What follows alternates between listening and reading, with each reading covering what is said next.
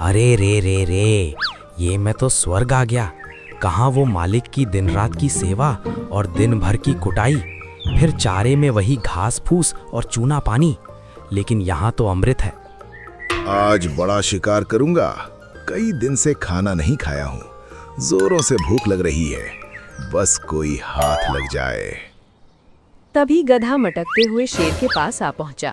शेर थोड़ा चौंकता है, फिर बोलता है, अरे वाह, शिकार खुद चल के आया है, वो भी इतना हट्टा कट्टा।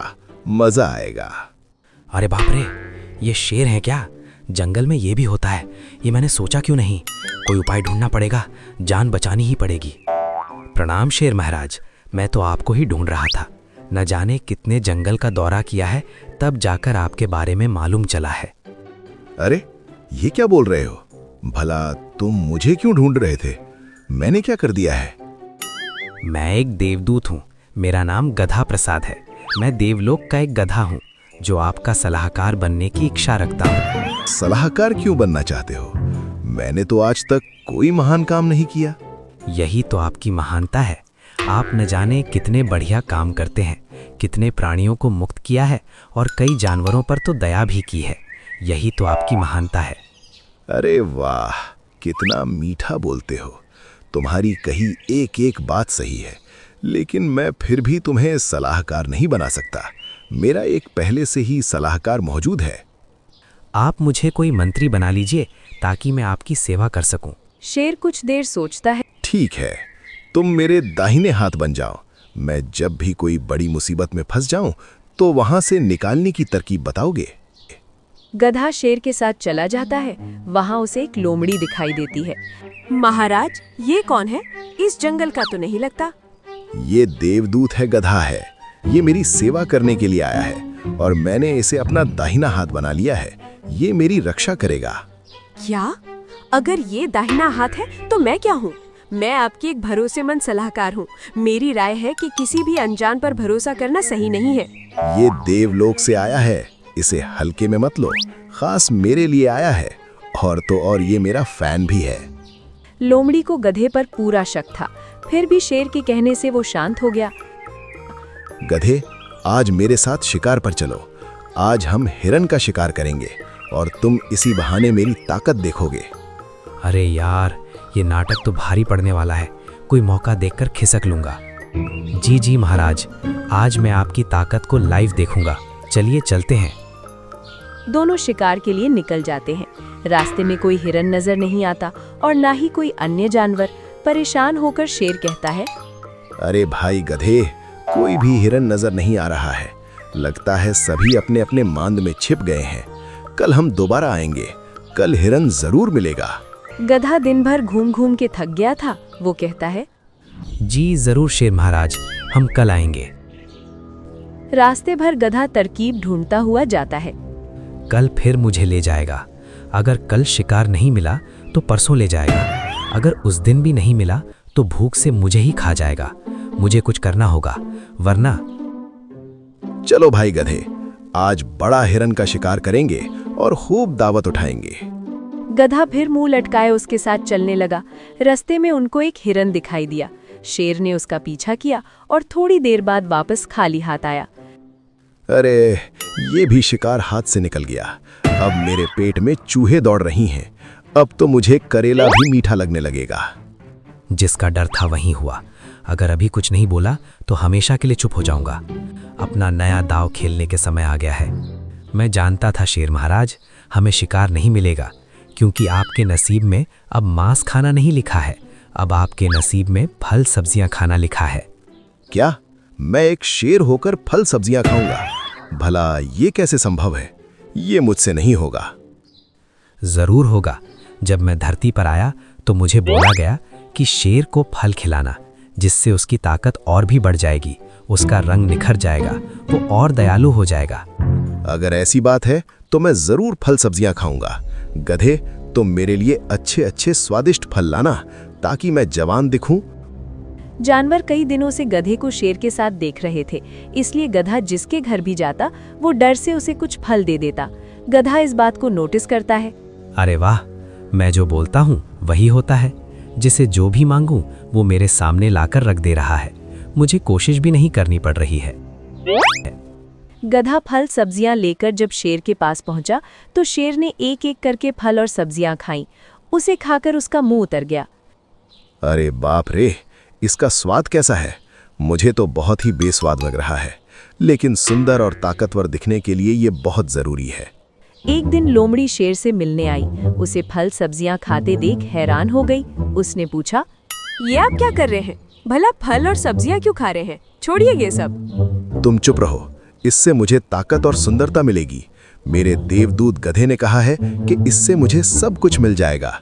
एक बार तुम भी ट्राई करो और देखो कि कैसे ये सब काम करता है। अरे आप उसके बातों में अंधा विश्वास कर रहे हैं। अंधभक्त मत बनिए। जैसा आप हैं वैसे ही रहिए। किसी के कहने से बदलने की कोशिश मत कीजिए। अच्छा, लेकिन वो देवदूत है, उसकी बात झूठ नहीं हो सकती। तुम मुझे मत बहकाओ। बोलो, किस काम से आई हो? गधे की शिकायत लेकर आई हूँ। ये आपका देवदूत किसी से भी कुछ भी मांग लेता है। अगर कोई नहीं देता तो उसको आपके नाम से डराने लगता है। फिर डर के मारे सभी उसे कुछ न कुछ देते हैं। ये तो बहुत गलत बात है। मेरा नाम लेकर गधा ये सब कर रहा है। आज मैं उसका पीछा करके सच्चाई का पता लगाऊंगा और उसे दंड भी दूंगा। अरे ओए, सामान निकाल, जल्दी निकाल। मेरा पास समय नहीं है, वरना शेर को बुलाऊंगा। अरे गधे, तुम ये क्या कर रहे हो? मेरे नाम का गलत इस्तेमाल करके सबसे वसूली कर रहे हो। अरे नहीं नहीं शेर महाराज, मैं तो आपकी ताकत को दिखाना चाहता था।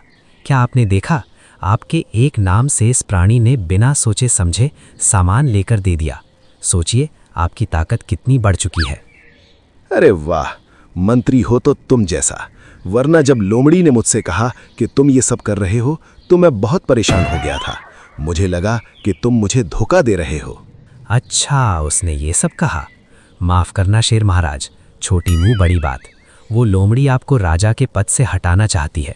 उसने आपसे जरूर बोला होगा कि फल सब्जियां ना खाओ, आप कमजोर हो जाओगे। अरे हाँ, उसने बिल्कुल ऐसा ही बोला है, लेकिन तुम्हें कैसे पता? वह आपको कमजोर करना चाहती है और बदले में आपकी जगह खुद राजा बनना चाहती है। मैं तो कहता हूं आप उसे सलाहकार के पद से हटा दें। अरे दुष्ट लोमड़ी, तू मुझे कमजोर करके मेरा पद लेना चाहती है। तू मुझे मारना चाहती है, लेकिन ऐसा कभी नहीं होगा। ये आप क्या कह रहे हैं? भला मैं आपको क्यों मारना चाहूंगी? आप तो मेरे महाराज हैं। बल्कि मुझे तो लगता है कि गधा आपको कमजोर बनाकर आपकी जगह लेना चाहता है। मुझे सब मालूम हो गया है। तू मेरे जंगल से निकल जा और कभी भी अपना चेहरा मत दिखाना, वरना मुझसे बुरा कोई नहीं होगा। लोमड़ी शर्मिंदा होकर वहां से चली जाती है और एक पेड़ के पास बैठकर सोचने लगती है। इस गधे ने बड़ी चालाकी के साथ मुझे शेर से दूर कर दिया और पूरी तरह से राजा वाला जीवन जी रहा है। लेकिन समय सबका आता है, मेरा भी समय आएगा, तब इसे बताऊंगी। समय कुछ दिन बीता और शेर समय के साथ साथ कमजोर होने लगा। उसने गधे से पूछा, अरे यार गधे, मैं इतना कमजोर क्यों फील कर रहा हूँ? क्या मेरे खाने में किसी चीज की कमी है? अरे शेर महाराज, अब आपको और फल सब्जियां खानी चाहिए। समय के साथ आपके शरीर को इन चीजों की और आवश्यकता है, इसलिए खाते रहिए। इधर लोमड़ी को जब शेर ने निकाला था, उसके खाने के लाले पड़ गए थे। अरे यार, क्या खाऊं? कोई भी भोजन पानी नहीं मिल रहा है। कितनी भूखमरी की नौबत आ गई है।